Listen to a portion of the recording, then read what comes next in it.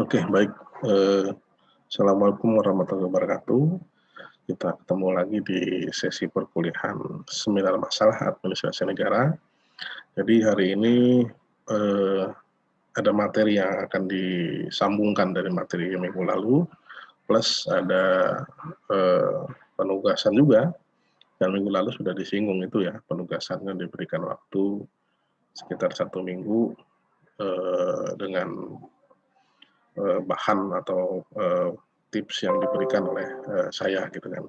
Minggu lalu sudah saya kasihkan yang bagian pertama tentang tinjauan pustaka, dan bagian ini juga saya coba kilas balikkan lagi sedikit dan nanti ada praktik lagi. Jadi supaya lancar tugasnya dan supaya memuaskan, nggak ada yang dikembalikan dan nggak ada yang nilainya juga minimal gitu kan. Oke, saya coba mulai dengan sedikit PowerPoint ya. Jadi ini cuma untuk mengingatkan kembali lagi aja. Oke, ini sudah saya paparkan sini sedikit. Nah, ini mungkin sudah sempat disinggung ya pada saat pertemuan yang lalu. Jadi untuk menyusun tinjauan pustaka itu harus nyambung dengan rumusan masalah gitu kan ya. Makanya kemudian hal pertama yang perlu dilakukan adalah mengidentifikasi konsepnya gitu ya. Identifikasi konsep itu dari mana? Bisa dilihat dari contoh dari rumusan masalah. Ya, rumusan masalah itu bentuknya pertanyaan gitu ya. Jadi pertanyaan apa sajakah, bagaimanakah, siapa sajakah misalnya, dan lain-lain yang bentuknya pertanyaan gitu ya. Jadi dicontohkan di sini misalnya kita ambil tema tentang kinerja pegawai BUMD dalam kondisi pandemi COVID-19 gitu ya. Rumusan masalahnya adalah bagaimanakah kinerja pegawai BUMD dalam kondisi pandemi COVID-19 ya, pertama. Kemudian yang kedua, faktor apa saja yang mempengaruhi kinerja pegawai BUMD dalam masa pandemi COVID-19 itu gitu ya. Nah, bisa kita turunkan dari dua rumusan masalah itu. Jadi yang diperlukan, yang dibutuhkan untuk muncul di bab tinjauan pustaka, yang pertama adalah konsep kinerja ya. Konsep kinerja ini bukan hanya definisi gitu ya, kinerja adalah gitu kan, tapi yang perlu didalami, yang perlu dipahami supaya nanti bisa menjawab rumusan masalahnya adalah konsep kinerja pegawai. Karena kinerja sendiri kan banyak kan, kinerja organisasi, kinerja pegawai gitu ya, dan kinerja sendiri nanti teorinya banyak sekali gitu yang berbeda-beda gitu kan. Nah itu. Kemudian khususkan lagi kinerja pegawai di sini yang mau dijawab kan adalah kinerja pegawai BUMD kan. Nah, di mana bedanya gitu dibandingkan dengan kinerja pegawai swasta, kinerja PNS biasa misalnya ya. Bedanya di mana? Itu kan kalian perlu tahu kan. Nah, apa yang menjadi stressing atau penekanan dalam kinerja pegawai BUMD gitu. Sama nggak misalnya dengan pegawai pegawai lepas harian gitu ya, atau pegawai honorer gitu. Sama nggak dengan pegawai di instansi militer misalnya. Tapi kan nggak perlu membandingkan itu. Yang perlu dilakukan adalah melacak konsep atau pengetahuan tentang kinerja pegawai BUMD. Baru yang kedua adalah perlu dicari faktor yang berkaitan dengan kinerja pegawai ya. Jadi ini nyambung dengan yang pertanyaan rumusan masalah kedua. Ya, jadi cari juga faktor-faktor yang berkaitan dengan kinerja pegawai. Faktor ini bisa faktor yang mempengaruhi keberhasilan, faktor yang menghambat kinerja gitu kan. Pokoknya segala jenis faktor itu kalian cari referensinya ya, diramu, nanti dimasukkan di bab tinjauan pustaka. Dan yang paling penting juga adalah tentang pengukuran kinerja pegawai, ya kan? Jadi karena nanti rumusan masalahnya kan mengukur kinerja, gitu ya. Maka untuk mengukurnya perlu alat analisisnya. Alat analisisnya adalah variabel dan indikator pengukuran kinerja, gitu ya. Nah ini yang perlu kalian cari, gitu kan. Jadi di kinerja sendiri ada 4 tuh ya. Nah baru kemudian masuk ke tema kedua yang muncul di dalam perumusan masalah, apa di situ. Nah, di situ ada kondisi pandemi COVID-19. Jadi ini bukan pengertian COVID-19 adalah gitu ya, pengertian pandemik adalah, tapi yang penting konsep apa yang terkait dengan kinerja pegawai BUMD gitu kan. Yang jadi masalahnya kan di situ kan, kinerja BUMD dipengaruhi enggak dengan kondisi pandemi COVID-19. Ya. Makanya kemudian yang harus dicari adalah cukup aja fokus kepada kebijakan penyesuaian kerja gitu ya terkait kondisi pandemi, karena kalau bicara kinerja itu kan pasti bicara sistem kerjanya gitu. Sistem kerjanya berubah tidak berubahnya kayak apa gitu kan ya. Nah, itu yang perlu dicari. Nah, terus poin kedua, aspek kinerja pegawai ya, konsep kinerja pegawai tadi itu apa poin-poin yang menyesuaikan dengan kondisi pandemi gitu ya. Misalnya kalau dalam kondisi pandemik sistemnya jadi shift-shiftan diatur gitu kan ya. Sempat itu kan 2 hari WFH, misalnya 3 hari WFO misalnya, polanya gitu kan. Atau ada juga yang polanya 1 hari di rumah, 1 hari di kantor misalnya, awal-awal pandemik seperti itu. Nah, itu kalian identifikasi itu. Atau misalnya berubah jadi jam kerjanya berubah gitu ya. Atau misalnya pembagian kerjanya berubah gitu kan. Nah, itu yang perlu diidentifikasi. Jadi khususnya kalau kita itu ya basicnya adalah acuannya apa dari perubahan tadi itu gitu kan ya. Ada peraturannya enggak, ada SOP-nya enggak. Nah, jadi semua merujuk ke situ. Jangan hanya merujuk nanti kepada berita koran misalnya atau opini gitu ya. Jadi harus semua berdasarkan evidence, berdasarkan bukti-bukti formal, bukti-bukti yang resmi sifatnya. Ya itu kalau sudah diketahui ya. Nah, makanya udah punya kan itu. Ini udah punya kerangka bab 2-nya ya. Tinggal kemudian dicari referensi primernya. Referensi primer itu buku atau artikel jurnal. Nah, minggu lalu saya udah ajarkan bagaimana cara pakai Google Scholar gitu ya. Jadi nanti tinggal input aja kata kunci yang ada di sini itu ya. Dan kemudian nanti kita geser ke sebelah kanan, cari referensi yang 5 tahun terakhir. Jadi dari tahun 2000 berapa itu? 2016 ya, 2016 ya. 16, 17, 18, 19, 20 ya. Dari 2016. Itu yang pertama. Kemudian yang kedua, cari referensi yang paling banyak disitasi. Nah, ini terkait dengan apa istilahnya itu induk dari konsep tersebut gitu ya. Jadi itu ada yang di luar 5 tahun tersebut tapi tetap bisa dipakai gitu. Ya kayak kita misalnya konsepnya George Terry ya, G.R. Terry itu kan, atau konsepnya Herbert Simon gitu ya, Woodrow Wilson itu. Nah, itu nggak apa-apa, itu masih bisa digunakan karena dia merupakan induk dari konsep keilmuan tersebut, boleh itu. Walaupun nanti misalnya G.R. Terry di dalam Kurniawan misalnya 2018 misalnya, boleh. Boleh seperti itu digunakan teknik seperti itu bisa. Ya, kemudian cari referensi yang bisa saling melengkapi atau mempertentangkan. Gitu ya. Jadi kalau isinya sama ya nggak usah dipakai, apalagi orang sama gitu kan, ya nggak usah digunakan walaupun artikelnya beda misalnya. Jadi fokusnya itu bukan ke artikelnya yang beda, tapi kutipannya itu dari siapa gitu kan. Kalau kutipannya dari orang yang sama ya jangan dipakai 2 kali, 3 kali gitu ya, tapi gunakan sumber referensi yang berbeda gitu. Dan usahakan nggak dari satu jurnal, kalau dari satu artikel jurnal pindahin aja ya, ada satu buku gitu kan, perlu perbandingan nanti kan. Oke.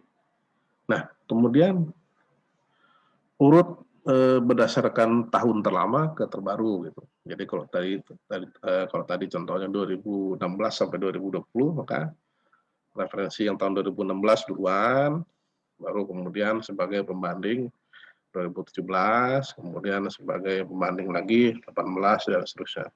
Boleh aja ada yang 2 tahun samaan itu boleh, nggak apa-apa ya. Lalu yang perlu diperhatikan tadi ini terkait dengan yang poin 3 ya. Kalau dia referensi kutipan itu saling melengkapi, maka nanti narasi simpulannya sifatnya itu mengkompilasi. Tapi ringkas, bukan kemudian mengulangi kutipan itu lagi gitu ya, tapi sudah bahasa kalian yang menyimpulkannya gitu. Jadi di ending subbab itu, misalnya di ending konsep kinerja pegawai ya, ada 5 kutipan, baru kalian simpulkan itu. Dari 5 kutipan tersebut, maka dapat dipahami bahwa konsep kinerja pegawai adalah begini gitu. Nah, itu yang saya maksud itu. Ya. Nah, itu kalau saling melengkapi. Nah, kalau saling mempertentangkan ini menarik gitu ya. Nanti narasinya adalah sifatnya membandingkan lalu memposisikan diri kalian sebagai peneliti ya pada salah satu bagian narasi tadi gitu. Misalnya kalau ada konsep yang lebih cenderung ke A, ada 3 konsep. Yang kemudian 2 konsep lain cenderung ke B gitu. Nah, tapi kalian lebih cocok menggunakan konsep yang B gitu. Nah, itu nanti narasikan gitu ya. Saya lebih memilih menggunakan konsep yang sifatnya B karena begini gitu. Nah, itu boleh seperti itu. Nah, ini contohnya gitu ya. Contoh yang pertama tadi referensi 5 tahun terakhir gitu ya. Jadi nanti pengutipannya seperti itu di dalam kurung ya. Jadi nama dulu baru tahun biasanya. Kalau dia di dalam teks gitu ya. Kalau kutipannya di dalam teks. Nah, ini kalau citasinya stylenya EPA gitu ya. Style Chicago itu lain lagi, Vancouver lain lagi gitu. Tapi kita pakai yang standar aja EPA gitu. Nah, ini referensi yang banyak disitasi misalnya dari tokoh-tokoh tadi itu. Jadi dia tahun 97 boleh, yang lebih tua lagi boleh kalau dia memang induknya gitu ya. Karl Marx misalnya gitu kan. Kemudian siapa lagi itu yang tahun-tahun tua bukan tidak boleh, tapi harus kalian baca secara langsung sumber itu gitu ya. Kalau mengutipnya buku-buku lama.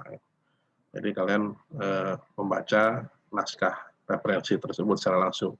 Beda kalau misalnya sudah dikutip orang gitu kan. Kalau sudah dikutip orang artinya kan teori di dalam Utoyo 2016 bahasanya nanti kan. Itu. Cari referensi yang bisa saling melengkapi atau mempertentangkan. Oke, nanti dicontohkan di poin 5 dan 6 ya. Oke, saya rasa poin 4 juga bisa dipahami karena nyambung dengan poin 1 gitu ya, susun dari tahun terlama ke tahun terbaru. Nah, ini yang narasi yang dikatakan tadi sifatnya mengkompilasi secara ringkas itu. Jadi ini dibuat setelah kalian menghimpun referensi-referensi tadi ya, disusun, kemudian pada bagian ujungnya itu ada narasi yang isinya adalah pemahaman kalian terhadap konsep tersebut ya. Jadi isinya adalah berdasarkan uraian tentang konsep kinerja pegawai tersebut, maka dapat disimpulkan jika kinerja pegawai merupakan serangkaian aktivitas yang terdiri dari, nah ini udah merangkum dari konsepnya Toyo, Hermawan, Sulistyo, Priyantika, dan Hutagalung misalnya. Ya.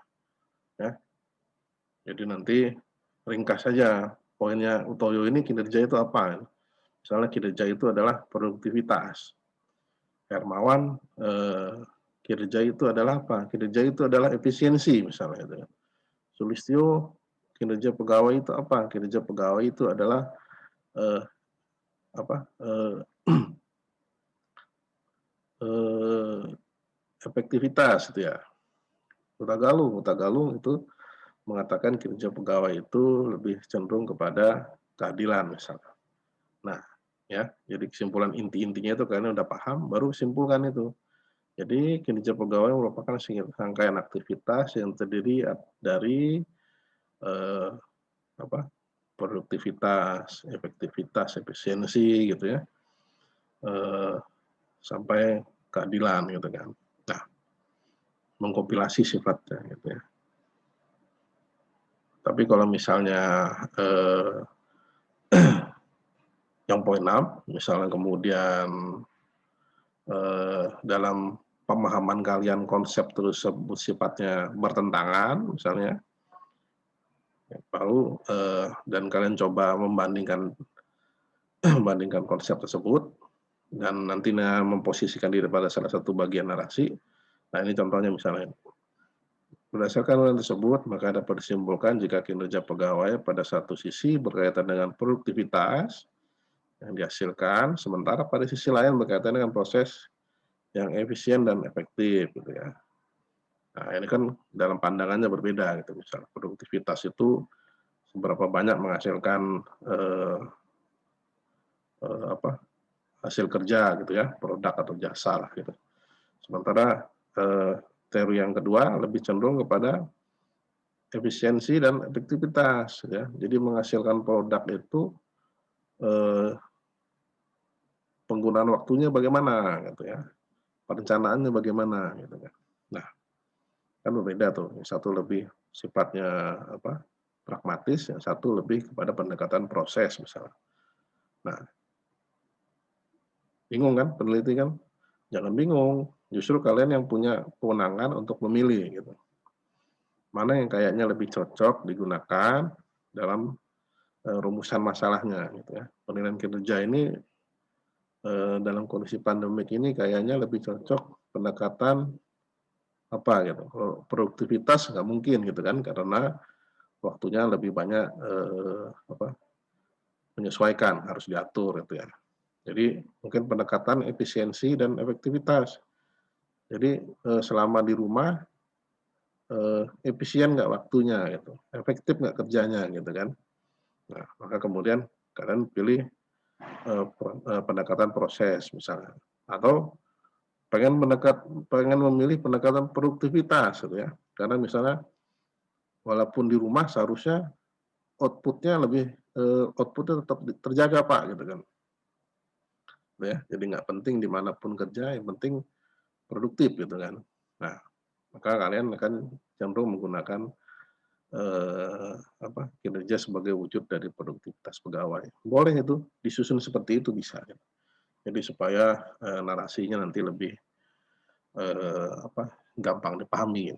Karena ini kan nanti bahan untuk di bab pembahasan itu ya. Nah, tips selanjutnya gitu ya. Jadi untuk menyusun tadi mungkin sudah bisa kalian pahami gitu ya dari sini gitu ya. Konsep kinerja pegawai, konsep kinerja pegawai BUMD dan seterusnya. Jadi gunakan konsep dari yang sifatnya umum ke konsep yang lebih khusus gitu ya.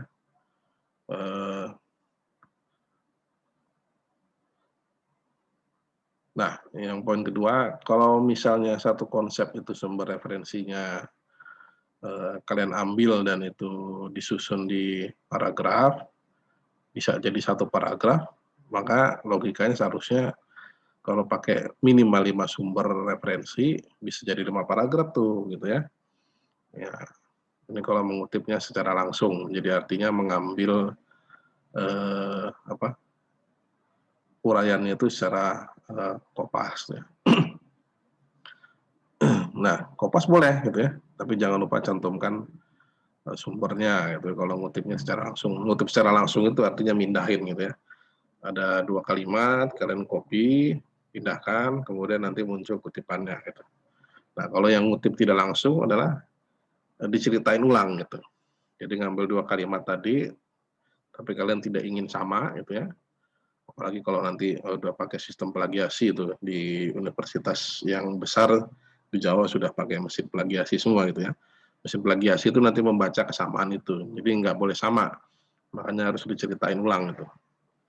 Kinerja adalah produktivitas pegawai dalam melaksanakan tugas sehari-harinya. Nah itu nggak boleh sama. Kalau 5 orang pakai yang sama, dia kesamaannya bisa jadi 50% gitu ya nanti.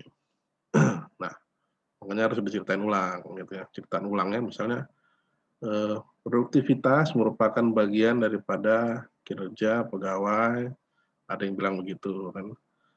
Ada juga yang mungkin menarasikannya misalnya salah satu bagian penting daripada penilaian kinerja adalah produktivitas, ya. Putar-putar aja itu, gitu ya. Narasi diputar-putar, tapi konsepnya nggak boleh berbeda, ya.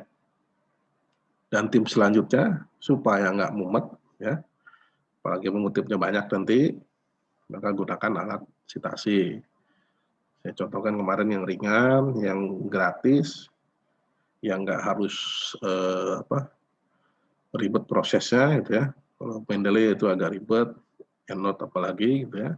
Nah, Zotero aja pakai itu. Jadi untuk menghindarkan sitasi yang main kopas pertama, tanpa tanpa ada proses pengutipan, dan kemudian untuk menghindari referensi yang tidak ada di daftar pustaka, gitu, tapi ada di bagian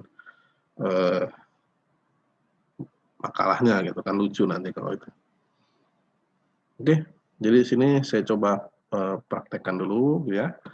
Kita akan coba menyusun satu bab tinjauan pustaka dengan pakai tadi yang judulnya efektivitas, ya. Oke, pertama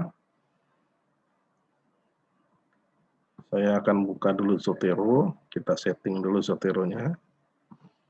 Nah, ini Zoteronya, ya. Jadi ini karena udah pernah saya pakai, kita perlu bikin folder baru, gitu ya.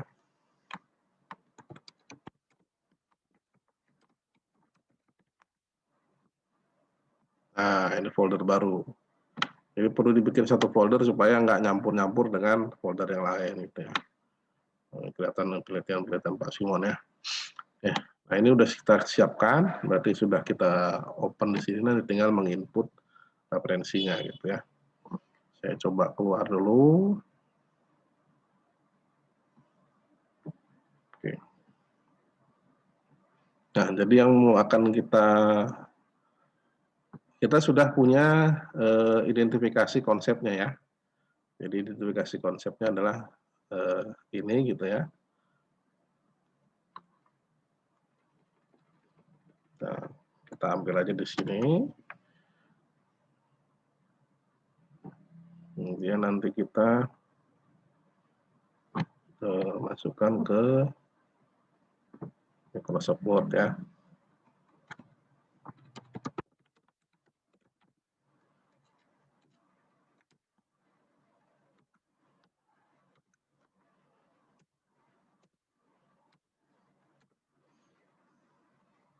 Nah, ini jadi kebutuhan konsepnya antara lain seperti ini, gitu ya. Rapikan dulu.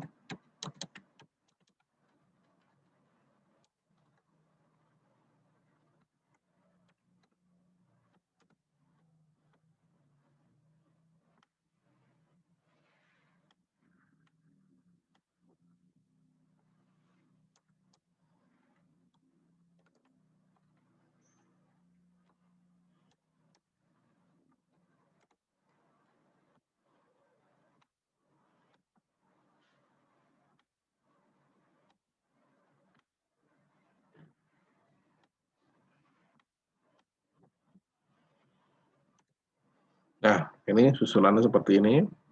Nah, kalau sudah punya identifikasi konsep seperti ini, kita tinggal cari konsepnya menggunakan Google Scholar misalnya. Tinggal kita input aja keywordnya, ya.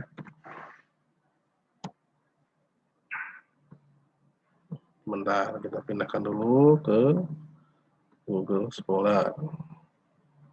Nah, ini saya sudah masukkan keywordnya, kita setel sejak 2016.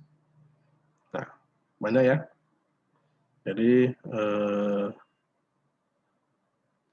kita bisa setting misalnya urutkan menurut relevansi, urutkan menurut tanggal. Nah, bagaimana Pak mencari referensi yang penting dari sekian banyaknya referensi, gitu. Nah, ini memang proses yang membutuhkan kecermatan, gitu ya. Jadi pertama yang perlu kita cari adalah referensi yang mewakili tahun, gitu ya, mewakili tahun. Dan referensi yang sifatnya sudah langsung tepat pada keywordnya. Nah, misalnya begini, pengaruh kepemimpinan terhadap kinerja pegawai. Mari kita buka 2016, kemudian 2017, 2008. Oke, kita open aja pakai Firefox. 2019,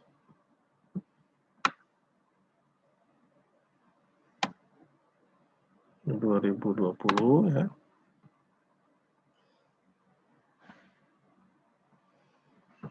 Nah, kita biar buka dulu alamatnya.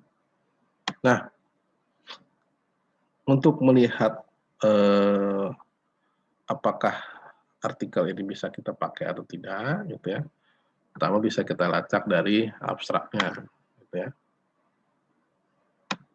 Oke, abstraknya. Oke, ini konsisten dia bicara tentang kinerja pegawai. Makanya kemudian kita bisa buka PDF-nya.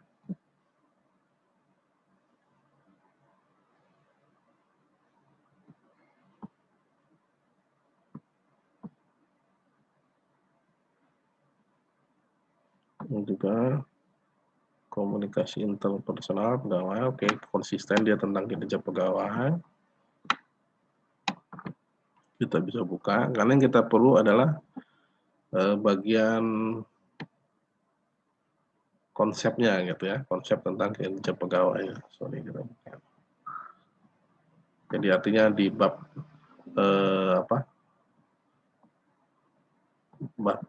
tinjauan pustaka gitu ya. Tinjauan pustaka dari artikel tadi itu. Nah, ini kita baca.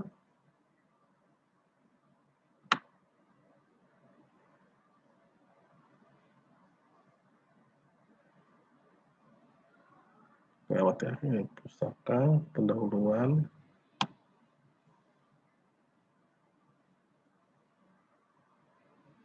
Efektivitas, misi.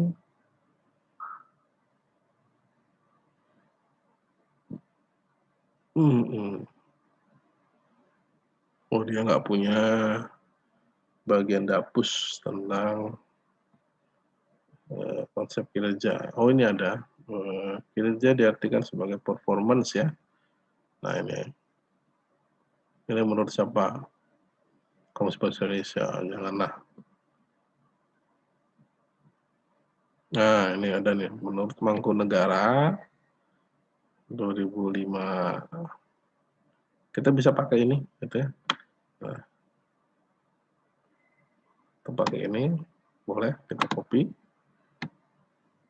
Ya, artinya ini kepake ya. Nah, ini kan tadi ya, induknya itu ya. Journal of Management Review.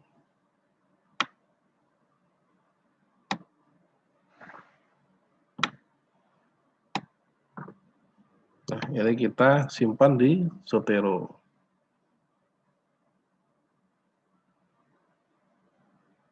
Nah,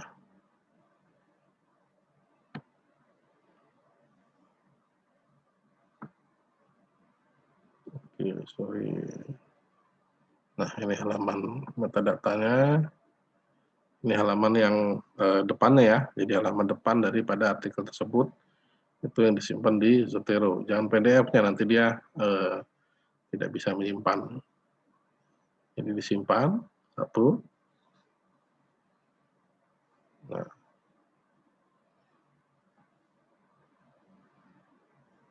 diingat namanya pengarangnya siapa? Irma Mulyasari gitu.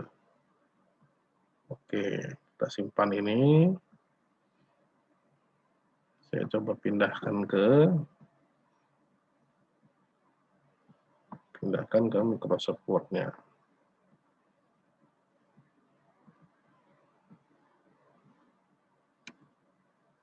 Nggak apa-apa, geser.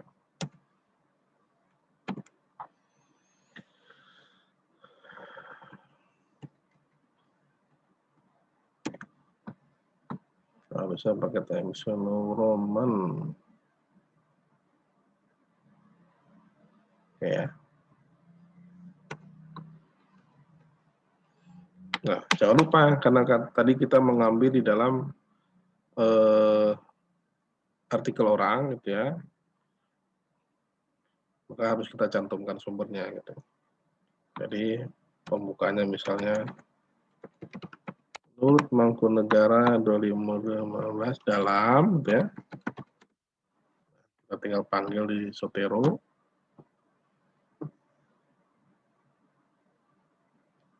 API jangan lupa ini ya. Nanti beda gaya-gayanya itu. Yang lain nggak usah dirubah.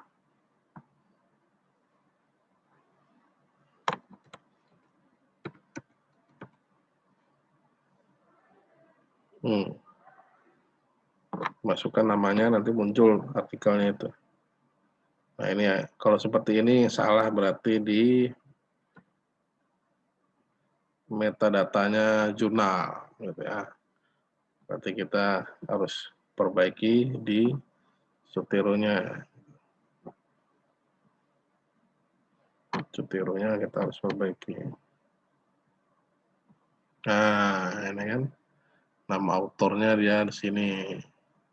Salah itu. Harusnya ini judul aja.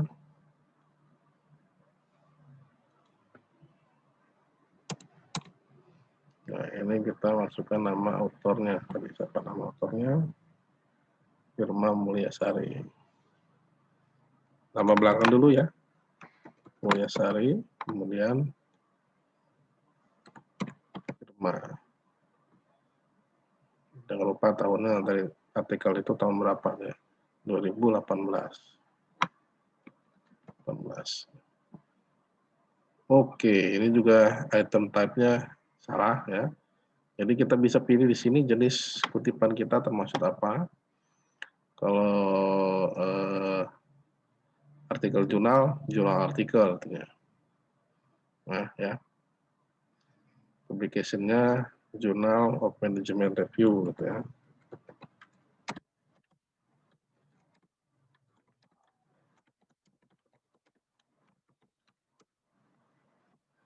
Nah, udah.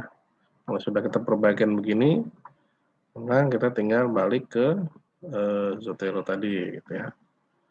Kita edit citasi, masukkan nama belakangnya. Sudah betul ya. Nah, kalau seperti ini, karena dia kutipannya adalah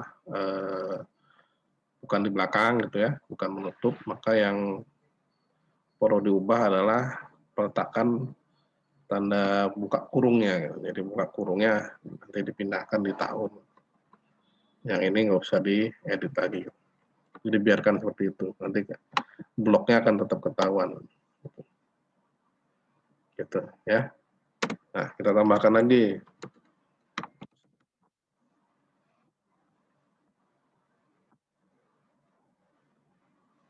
Oke, sorry.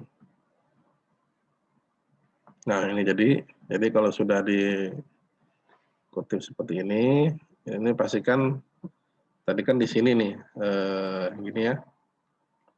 Dari di sini dia kalau berhasil kita kutip itu, saya coba ulangi lagi aja ya. Dalam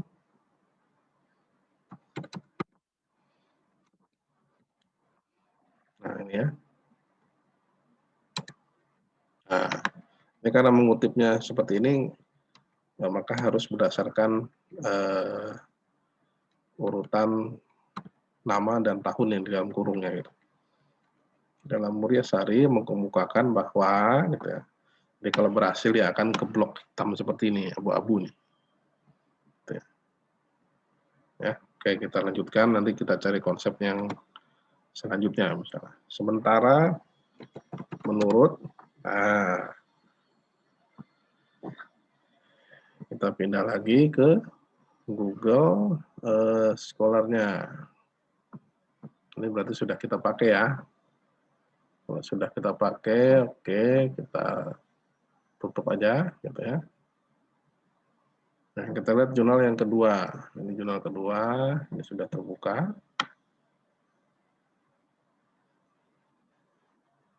Baca pelan-pelan, dia lebih. Nah, ini Ini kalian bisa gunakan nanti di bagian teori dan konsep. Ada nggak pengertian kinerja yang berbeda gitu. Nah ini sayangnya nggak ada tahunnya dia, Mantis and Jackson, Prawiro Sentono.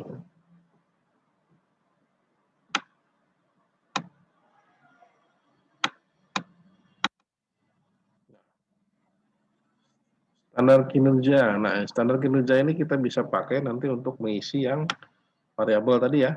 Jadi boleh kita pakai, boleh kita kopas ya.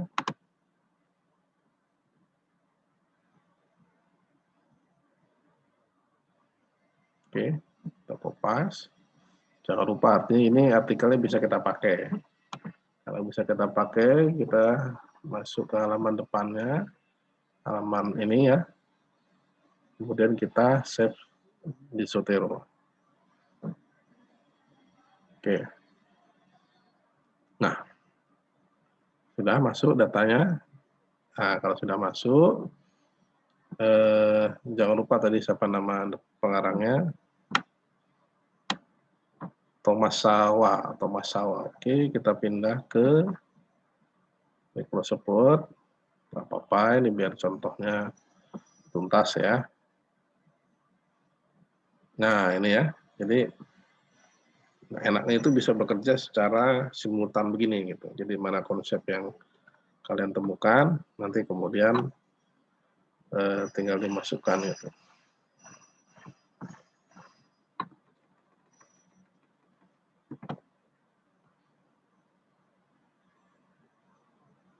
Times New Roman 12.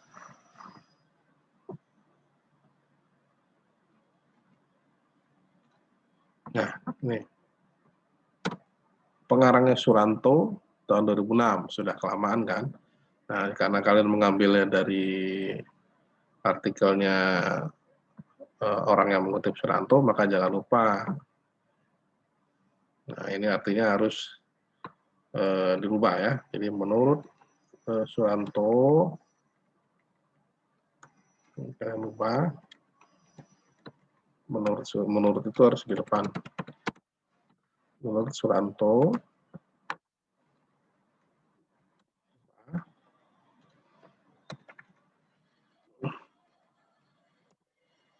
nah, jangan lupa dalam, nah, siapa tadi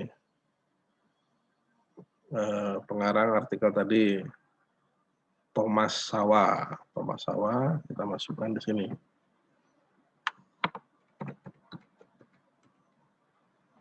Nah, muncul kan ya? Nah, kalau udah muncul, udah benar, berarti tinggal kita enter aja. Nah, tinggal kita rapikan ini.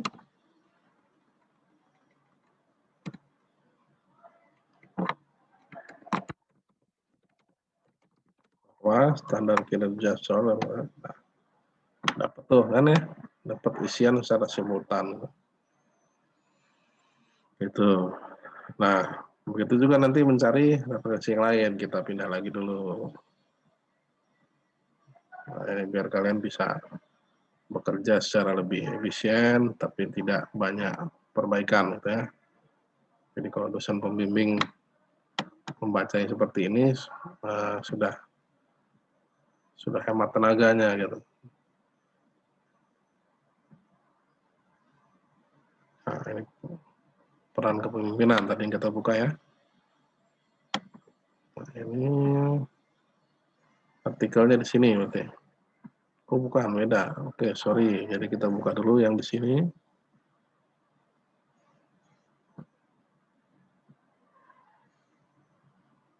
Open Firefox, kita buka.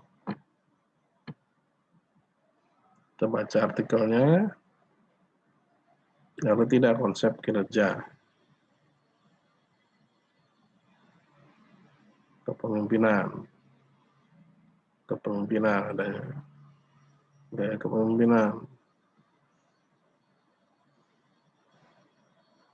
Nah, kinerja pegawai. Ah, ini banyak sekali. Gitu ya. Bisa aja dipakai semuanya, tapi kalau mau lebih fokus ya pilih mana yang lebih sesuai gitu ya.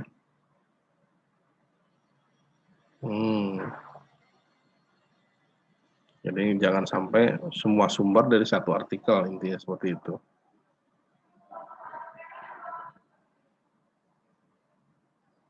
Nah ini kalau ini menurut Gi ya, Tilian Gi. Misalnya kita pakai ini bicara tentang apa ini? Banyak faktor. Nah ini artinya bisa masuk kepada faktor-faktor yang mempengaruhi kinerja. Gitu. Ya, kita pakai dari sini misalnya. Nah jangan lupa batas kalimat tersebut di mana gitu.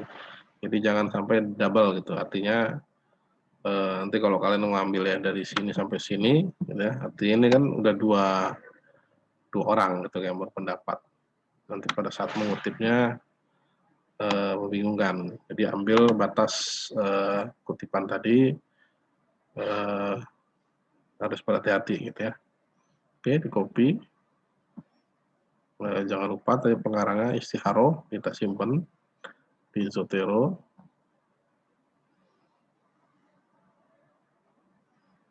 Ya, oke sudah tersimpan. Saya akan pindah ke Microsoft Word. Nah, ini faktor ya. Jadi untuk bahan ulasan di faktor.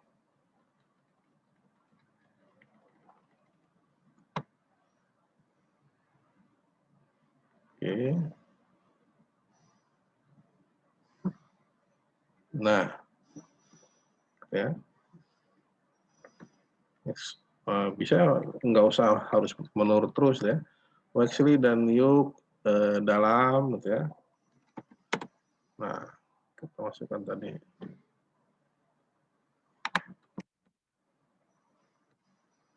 Istiharoh ya.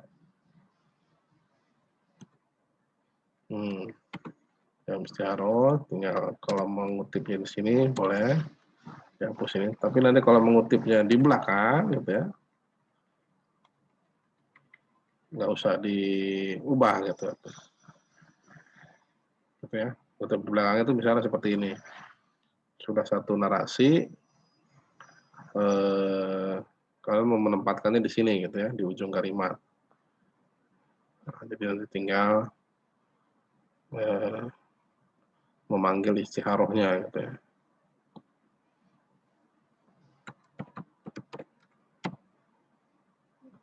Di belakang kalimat ya. Nah, ininya hapus berarti. Karena mengutipnya di belakang kan, nggak usah 2 kali. Nah, boleh begitu. Jadi artinya nanti Waxley dan Yulk tahun 2000 ini diambil dari artikelnya Istiharoh tahun 2017. Nah, gitu kan. Nah, cari lagi baru satu-satu nih gitu ya. Nah, ya kan? Itu udah bisa jadi 3 halaman sendiri itu nanti tuh. Jadi nggak usah bingung-bingung gitu. Saya hapus. Nanti saya coba sampai kepada mana ya?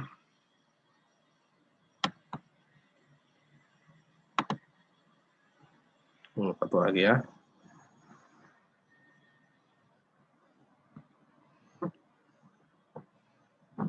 Oke, saya pindahkan dulu share screen-nya.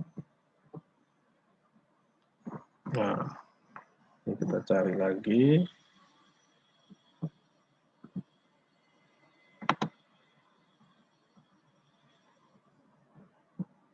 Ini ada satu.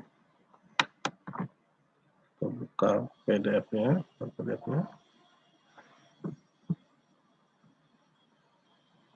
Kita open aja, nggak usah simpan. Oke.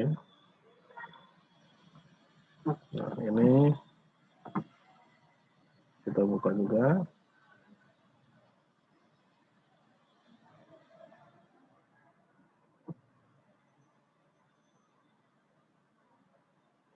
Oke.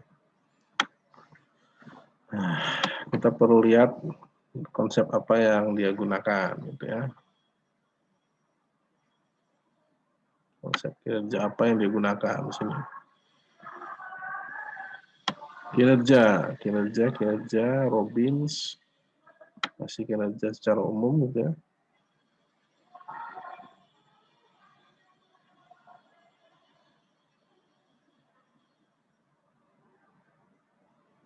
Nah, ini faktor ya, berarti saya coba ambil Bernardin dan Russell. 2013, kutipannya terpisah. Oke, karena dia terpisah, kita potong dulu. Berarti ini di bagian indikator ya, bagian indikator. Potong dulu di sini.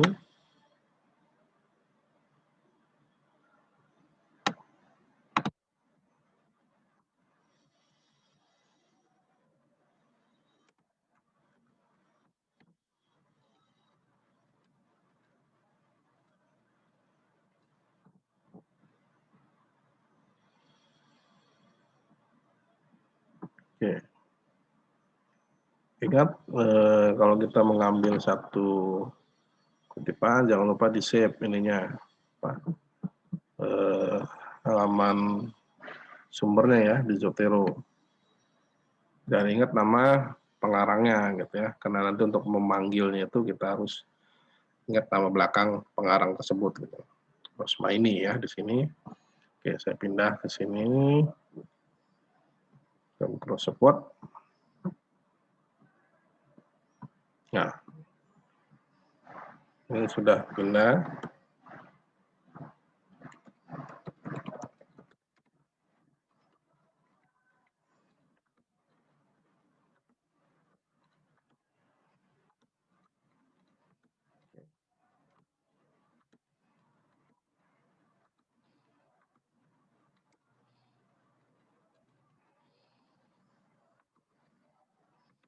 Oke. Karena kopasnya seperti ini, kita rapikan dulu. Sorry board ya. Nah, jadi udah dua tuh ya, yang uraian tentang variabel dan indikator penurunan kinerja. Nah, ini jangan lupa Bernardin dan Russell dalam siapa tadi pengarangnya, Rosmaini gitu. Kita panggil di Zotero-nya.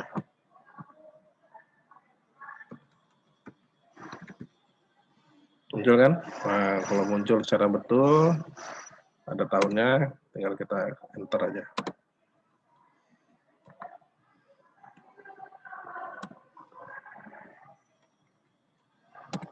Oke. Nah, tuh. Ini adalah cara kopas yang benar, gitu ya. Setengah benar sebenarnya karena belum disimpulkan. Gitu. Nah, jadi dari dua referensi aja udah lumayan tuh kan, udah setengah kalimat ya. Oh, banyak. Nah, ini kalau 5 nanti lebih bagus lagi, lebih penuh lagi gitu maksud halamannya ya. Nah, jadi nanti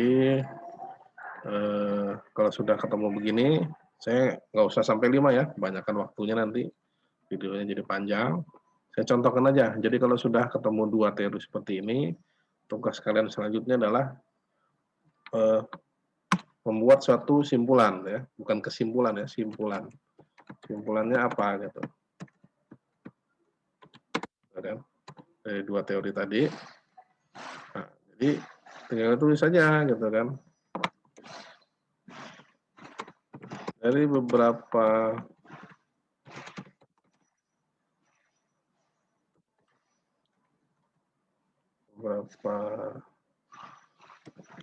uraian tersebut, maka dapat dipahami, jadi pahami hasil pemahaman kalian gitu kan.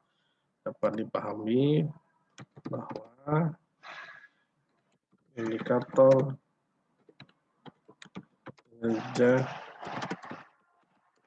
karyawan Nah, posisinya di sini mau apa? Mau memilih konsep atau mengkompilasi konsep, gitu ya. Kalau mau memilih konsep, artinya sesuaikan dengan latar belakang masalahnya, sesuaikan dengan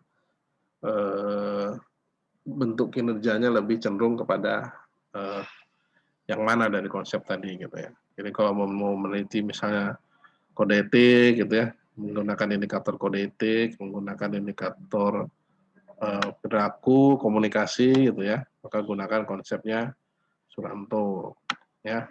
Tapi kalau mau menggunakan indikator yang lebih kompleks, ya, kualitas, kuantitas, ketepatan waktu, efektivitas, maka pilih teorinya Bernardin dan Russell, gitu kan, gitu kan. Indikator kinerja karyawan. Nah, ini pemahaman kalian dulu. Terdiri dari beragam konsep, ya, yang saling berhubungan, gitu ya. Nah, dalam penelitian ini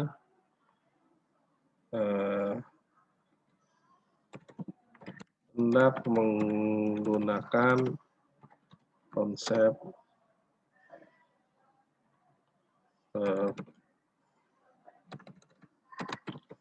Bernardin and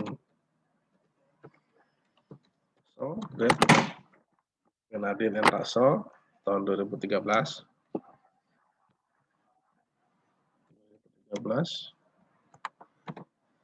Alasannya diulasin karena dianggap lebih mampu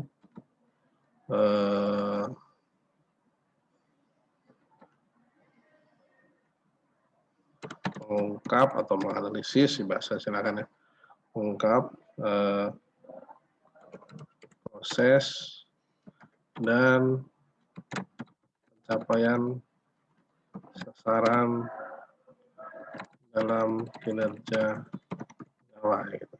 Ya, jadi bukan bicara tentang kode etik, bicara perilaku, tapi kalian milih ini karena dianggap lebih mampu mengungkap proses dan pencapaian sasaran dalam kinerja pegawai, gitu ya. Jadi alasan memilihnya ditulis begitu.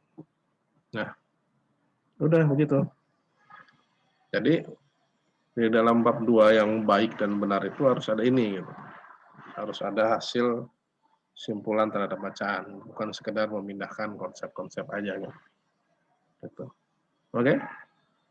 Nggak perlu saya contohkan semua ya, nanti waktunya bisa panjang 3 jam, videonya kebanyakan, kota datanya lumayan habis, gitu. Nah, pada endingnya kalau sudah kalian praktikkan di rumah, nanti tinggal di bagian akhirnya kan enak, tinggal memanggil daftar pustaka, gitu ya. Daftar pustakanya dimasukkan, tinggal di recall aja di bagian Zotero. Nah, edit bibliografi. Nah, tuh sudah rapi dia kan. Ya, kalau memang harus satu spasi tinggal diedit sedikit. Kalau misalnya harus pakai Times New Roman tinggal diubah. Ya. Satu spasi diubah satu spasi. Nah, gitu kan. Jadi kita baru pakai berapa konsep tadi. Baru pakai 4 ya, 4 artikel jurnal, gitu kan. Nah, jadi seperti ini metodenya pengerjaan tinjauan pustaka. Saya lebih kepada struktur daripada tinjauan pustaka ya. Jadi belum meminta kepada critical review, systematic review, nggak usah seperti itu dulu. Yang penting adalah bisa menyusun struktur tinjauan pustaka secara efektif, ya. Jadi nggak usah dicoret-coret terus nanti sama dosen pembimbingnya, gitu. Gitu. Saya stop share dulu. Oke, jadi ini terkait dengan nanti tugas yang sudah diceritakan minggu lalu gitu ya. Jadi tugas kalian adalah saya share dulu ya.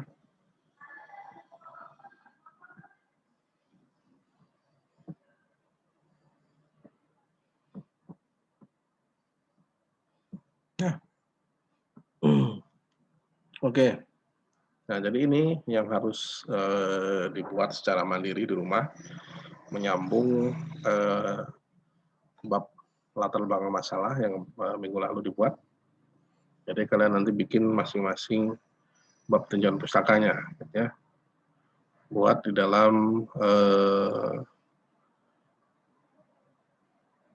satu makalah, gitu ya, dengan maksimal 10 halaman, gitu ya, biar nggak terlalu over gitu ya. Kalau minimalnya berapa Pak? Ya minimal itu nggak usah dibatasin karena nggak mungkin juga dibikin itu dalam hanya 5 halaman misalnya gitu kan. Nanti kelihatan kopasnya gitu. Jadi anggapan saya itu paling nggak kalian akan bisa menyelesaikan dalam 8 sampai 10 halaman nanti. Anggapan saya ya, kalau konsepnya memang diidentifikasi secara tepat nanti. Satu spasi, Times New Roman, fontsnya 12. Gitu. Buat kriteria dengan banyaknya kutipan gitu ya. Tadi saya sudah contohkan bagaimana mengutipnya. Gunakan alat tool citasi, stylenya APA, style APA tadi yang sudah kita gunakan itu. Jadi jangan style Chicago atau Vancouver. Nah, kemudian bab ini tersusun atas beberapa subbab gitu ya, yang mencakup kebutuhan konsep untuk menjawab perumusan masalah. Usahakan jangan ada yang terlewat. Jadi kalau terlewat nanti ya akan jadi pertanyaan buat saya gitu ya. Jadi nanti kan udah dicontohkan ya. Jadi cukup ambil dari bab perumusan masalahnya. Seharusnya udah clear di situ. Dan jangan lupa nanti masuk kepada aspek juga bagaimana alat analisisnya gitu ya. Jadi bukan cuma mencantumkan definisi adalah gitu. Tapi indikator gitu ya perlu dimasukkan juga gitu. Variabel gitu. Nah, itu dimasukkan juga. Oke, itu tugas yang harus dikerjakan nanti. Kalau ada pertanyaan boleh nanti dicantumkan di bagian komentar atau boleh di Google Classroom ya. Kalau ketinggalan video ya bisa cari tempat yang lebih enak untuk mengakses videonya. Saya gunakan video YouTube karena bisa diputar secara tidak langsung gitu ya. Jadi nontonnya malam, nontonnya pagi, nontonnya subuh silakan. Yang penting nanti pada saat pengerjaan tugasnya sesuai dengan apa yang sudah saya sampaikan gitu ya. Jadi minggu lalu ada yang saya berikan tips bikin tabel dulu gitu kan, biar gampang. Isi tugasnya tabel gitu kan, padahal itu kan cuma alat bantu, jadi nggak perlu dimasukkan. Ini perlu adalah udah jadi makalah gitu.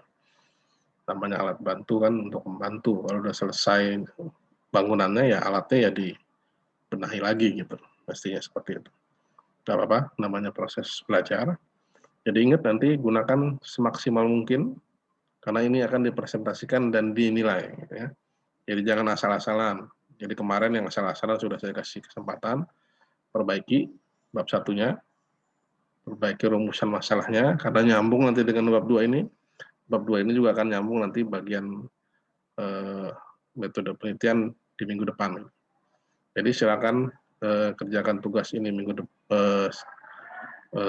Seharusnya udah mulai dari minggu kemarin ya, karena udah baca-baca bahannya, dan minggu ini tinggal berlari untuk menyelesaikan tugas selama 1 minggu.